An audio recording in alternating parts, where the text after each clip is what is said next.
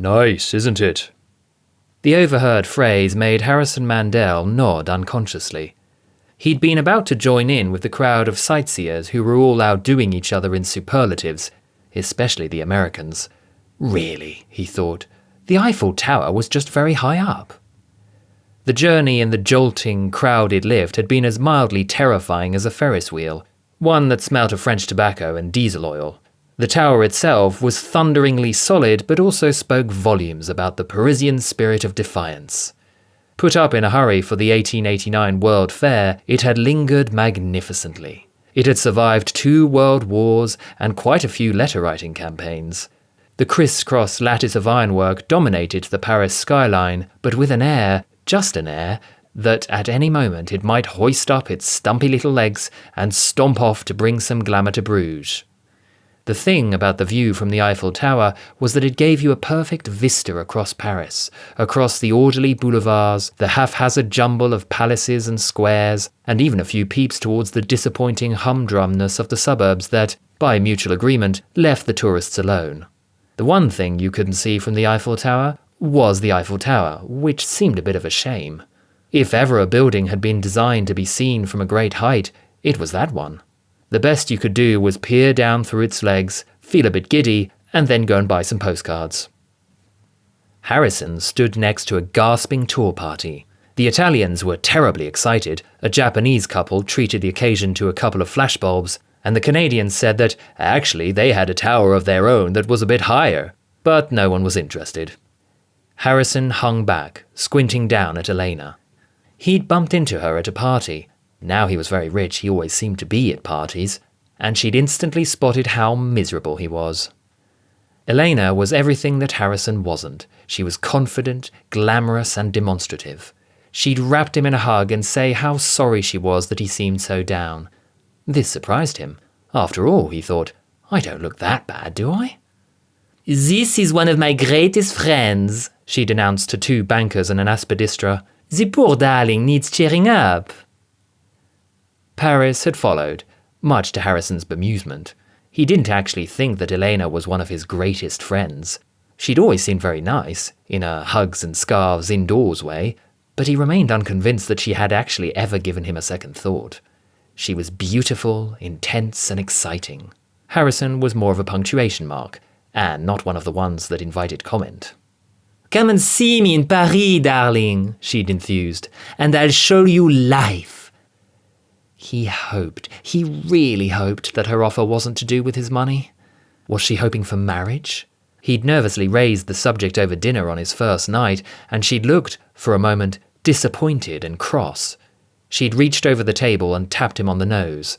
She was the kind of person who tapped people on the nose, whether or not there were wine glasses in the way. Harrison, yes, you have an awful lot of money, but you have no excitement, rien. Why should I marry to be bored? Harrison felt both relieved and a little disappointed, but she laughed that wonderful laugh that said that everything would be all right. They took a boat trip down the Seine, gliding between floodlit arches, and he'd ventured to tell her it was heavenly. She tapped him on the nose again. You don't mean that. Bien sûr, you are enjoying it. It is pretty. But you are not... She paused, her arms trying to find the right word somewhere in the warm night air. You are not enraptured. The deal is I will keep showing you all of Paris until you see something that you find truly beautiful. No? So here he was, stood on top of the Eiffel Tower. He could see, a long way down, Elena, reading a book and waiting for him. She'd declined to come up with him, declaring that while Parisians adored their tower, actually going up it was a little gauche. He thought she'd have been disappointed if he'd told her he had found it delightful.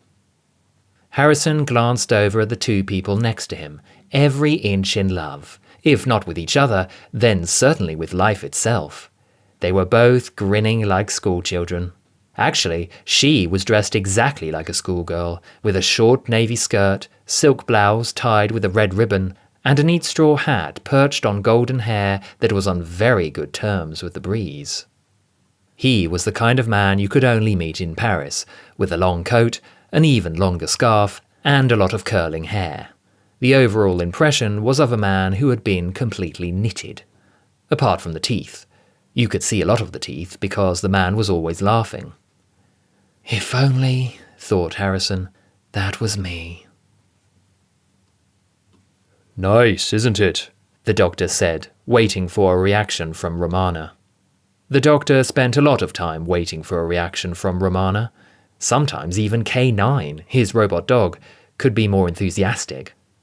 Romana and the doctor were both Time Lords from the planet Gallifrey. He'd long ago left behind that world of august domes and hushed cloisters, running away to see the universe, accidentally saving most of it as he went. Romana had joined him fairly recently. Was it a few weeks or a few years? A mere stripling of 125, she had come to him fresh out of the academy, and still had a lot of unlearning to do. Initially, he'd worried that Romana wasn't enjoying travelling with him at all.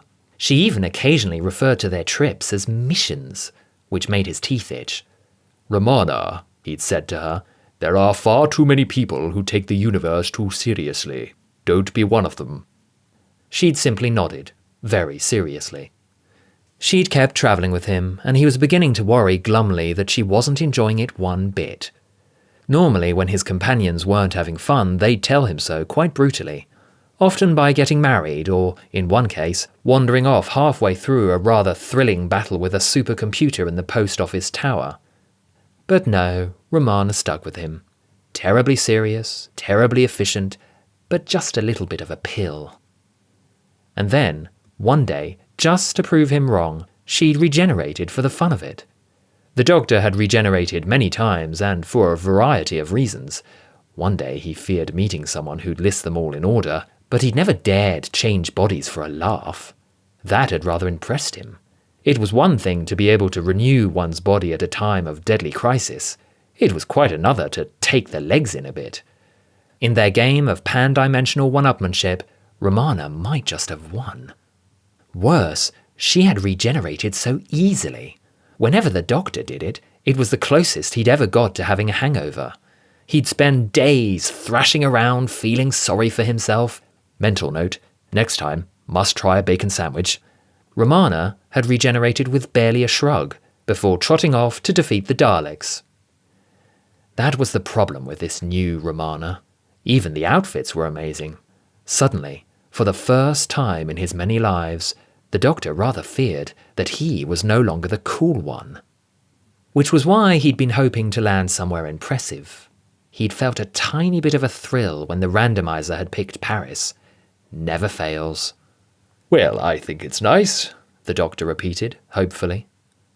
Romana looked around and nodded. The doctor's heart sank just a little towards his boots. Well, it's not quite as you described it, Romana said eventually, with a smile that could have just been polite. Oh, the doctor said carefully. The TARDIS was parked around the corner. With a bit of luck, they could be back there in 10 minutes and on their way somewhere else. Yes, that was it. Call it a misfire. Blame the drift compensators and try again. Paris. Bad idea.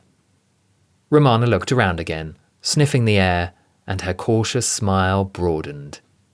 No, it's so much better. That was a relief.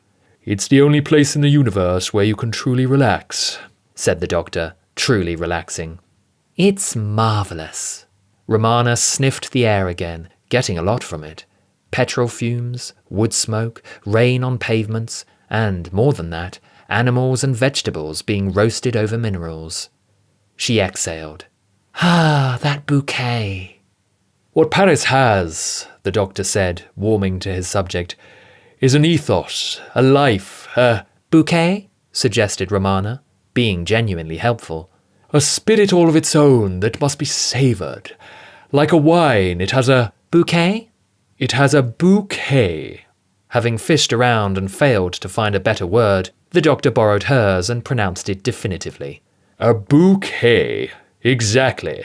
Just like a good wine. He couldn't help offering a bit of seasoned advice. One traveller to another. Of course, you have to pick one of the vintage years. What year is this? Asked Romana, a suspicion forming in her mind. I forgot to check. Yes, well, Caught out, the doctor narrowed his eyes at a passing seagull. It's 1979, actually. More of a table wine, shall we say? Ha! The randomizer is a useful device, but it lacks true discrimination.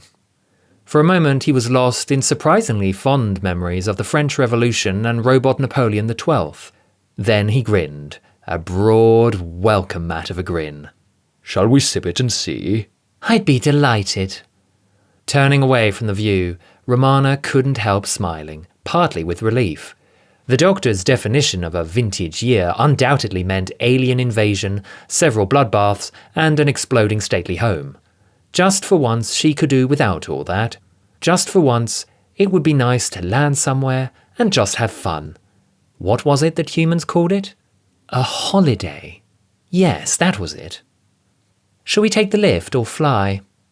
The doctor sucked a finger and stuck it in the air, testing the wind speed. It had been a while, but, well... He glanced around at the tourists they were sharing the viewing platform with. The Japanese photographers, the chattering Italians, the slightly glum-looking Englishman. Well, yes, it might cheer him up. Let's not be ostentatious, he cautioned Romana. All right, then, she nodded. Let's fly. Tempting, but no. That would look silly. The doctor grinned again. We'll take the lift. So they went and stood inside a box that was, for once, exactly the same size inside as outside. Where are we going? Asked Romana. Are you speaking philosophically or geographically? The doctor watched as the ground, that lovely, exciting ground of Paris, slid gently closer. Philosophically. Then we're going to lunch, he said firmly. Lunch, Romana repeated, giggling happily. They so rarely got a chance to stop for food. Her last meal had been what the TARDIS food machine had sworn blind wasn't a British Rail cheese and pickle sandwich, but Romana had remained unconvinced. I know a place that does a bouillabaisse that'll curl your hair. That is, thought the doctor, if it was still there. It had been one of the few sensible recommendations Catherine de Médicis had ever given him. Bouillabaisse! Romana lit up. Yum yum. The doctor and Romana were very firmly on holiday.